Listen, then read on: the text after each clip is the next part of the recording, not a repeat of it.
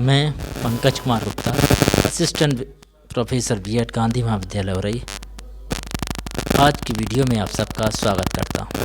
आज हम educational administration और मैनेजमेंट से संबंधित एजुकेशनल एडमिनिस्ट्रेशन के कार्य एवं प्रकारों का अध्ययन करेंगे।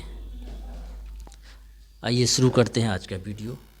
सबसे पहले देखते हैं शैक्षिक प्रशासन के कार्य, फंक्शंस ऑफ एजुकेशनल एडमिनिस्ट्रेशन। शैक्षिक प्रशासन एक ऐसी प्रक्रिया एवं सेवा है जो उन सभी विद्यालयों एवं समाजों में होती है जो कि उनके कार्यों में लगे सभी व्यक्तियों के सहयोग एवं प्रयास को समन्वित कर शैक्षिक उद्देश्य की प्राप्ति में लगे हुए हैं। इसके द्वारा विद्यालयों के कार्य संपादित किए जाते हैं। उपरोक्त विवरण के आधार पर स्पष्ट किया जा सकता है कि शैक्षिक प्रशासन के निम्नांकित कार्य इस प्रकार हो सकते हैं। पहला, शैक्षिक प्रशासन का कार्य शैक्षिक उद्देश्यों को कार्यरत रूप प्रदान करना है, अतः शैक्षिक प्रशासन के अंतर्गत नियोजन संबंधी कार्य किए जाते हैं। दूसरा, शैक्षिक प्रशासन का कार्य मानवीय, सांस्कृतिक एवं भौतिक अर्थात भौगोलिक तथ्यों का संगठन कर शिक्षा प्रक्रिया के उद्देश्यों को प्राप्त करना है। तीसरा, शैक्षिक प्रशासन का कार्य निर्देशन संबंधी कार्य करना है जिससे शैक्षिक लक्ष्यों और उद्देश्यों को प्राप्त करने हेतु नियोजन एवं संगठन सरलता एवं प्रभावशीलता से संपन्न हो सके। चौथा, शैक्षिक प्रशासन का कार्य शैक्षिक प्रक्रिया से संबंधित क्रियाओं, गतिविधियों एवं मानवीय तथा भौतिक संसाधनों में परस्पर संबंध स्थापित करना है अर्थात समन्वय करना है। पाँचवां, शैक्षिक प्रशासन में नियंत्रण अति महत्वपूर्ण एवं आवश्यक माना जाता है। नियंत्रण के बिना संगठन नियोजन संबंधी किसी भी कार्य को पूरा नहीं किया जा सकता। अतः शैक्षिक प्रशासन का कार्य शैक्षिक प्रशासन के सभी क्षेत्रों जैसे उद्देश्यों, शिक्षकों, छात्रों, अनुदेशन, साधन, वित्त व्यवस्था, जन संबंधी आदि में नियंत्रण करना है। छठवां, शैक्षिक प्रशासन का सबसे महत्वपूर्ण कार्य शैक्षिक प्रक्रिया के उद्देश्यों एवं लक्ष्यों का मूल्यांकन करना है अर्थात कार्यों का गुणात्मक एवं संख्यात्मक पक्षों का मूल्यांकन करना है। तो ये तो थी शैक्षिक प्रशासन की कार्य।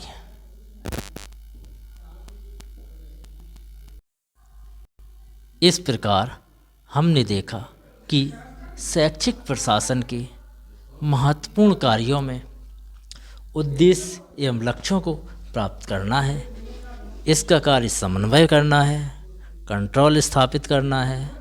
इसके अलावा इसका महत्वपूर्ण कार्य मूल्यांकन करना भी है कि किस तरह से हमारे शैक्षिक लक्ष्य हैं उनको प्राप्त किया जा रहा है, प्राप्त नहीं किया जा रहा है।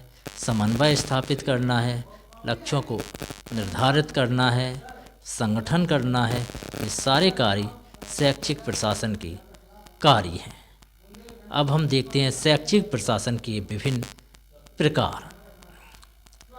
लूथर के शब्दों में प्रशासन का संबंध कार्यों को करवाने से निश्चित उद्देश्यों की प्राप्ति से है। प्रत्येक संगठन के अंतर्गत कुछ निश्चित उद्देश्यों की प्राप्ति के लिए एकत्रित किए गए व्यक्तियों का समूह होता है।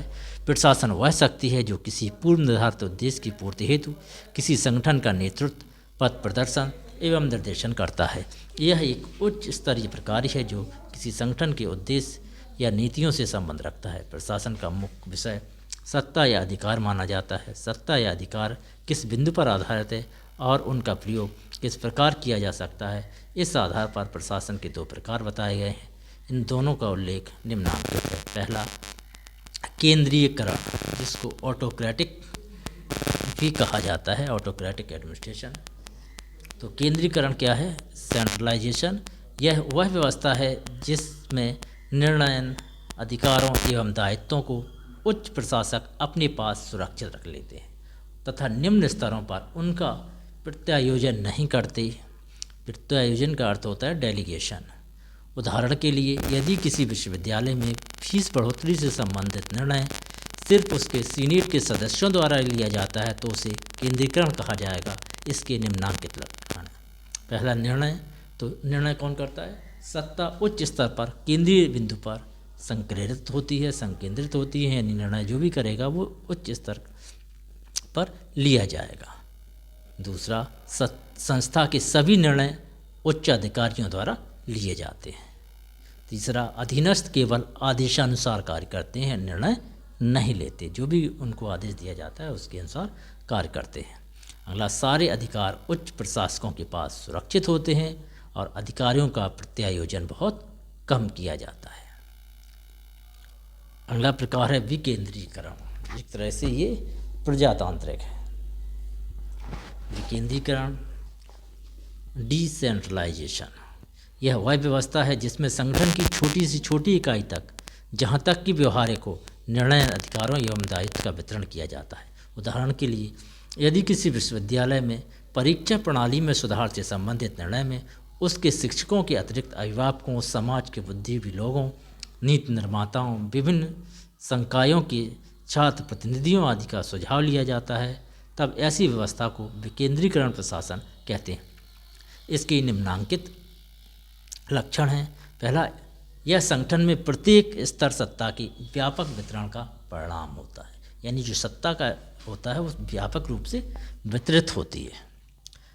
इसमें अधीनस्थों की भूमिका महत्वपूर्ण होती है, यानी जो निर्णय लिए जाते हैं वो केंद्रीय सत्ता द्वारा नहीं लिए जाते, बल्कि अधीनस्थों की राय भी ली जाती है। यह प्रत्यायोजन का विकसित रूप है, यह डेलीगेशन का एक विकसित रूप है, डिसेंट्रलाइजेशन।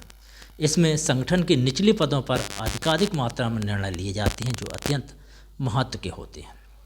अगला, उच्च प्रशासक अपने अधीनस्थों के निर्णयों का प्रतिदिन मूल्यांकन नहीं करते, वरन यह मानते हैं कि निर्णय ठीक ही लिए गए होंगे। परंतु यह बात ध्यान देने योग्य है कि प्रत्येक संगठन में प्रशासन का स्वरूप केंद्रीकृत और विकेंद्रीकृत दोनों ही होता है।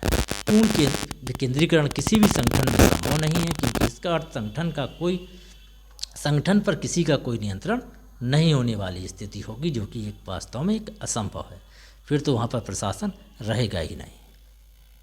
अब डेलीगेशन क्या होता है उसको समझ लीजिए। किसी उच्च अधिकारी द्वारा अधीनस्थ अधिकारी को विशिष्ट सत्ता एवं अधिकार प्रदान करना प्रत्यायोजन या डेलीगेशन कहलाता है।